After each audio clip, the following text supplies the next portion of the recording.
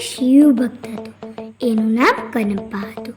એ રોજે રોજ શિવ ભગવાનની તૂટી ફૂટી ભક્તિ કરતો. બધા કહે, શિવ, આ તો તારી તૂટી ફૂટી ભક્તિ કરે છે, તો એ તું પ્રસન્ન કાં છે?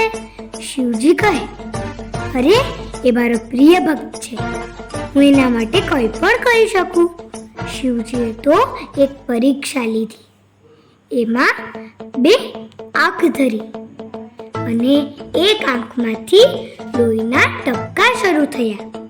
અને કનપ્પાએ જેમ ધોયું તો એને એટલું દુઃખ થયું કે એને એની આંખ કાઢી અને શિવજીને અર્પણ કરી.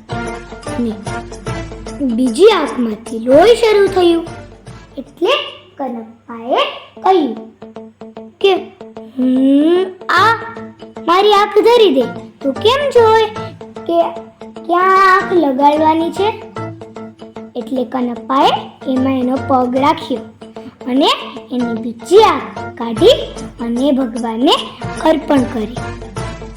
ભગવાન ખૂબ પ્રસન્ન થયા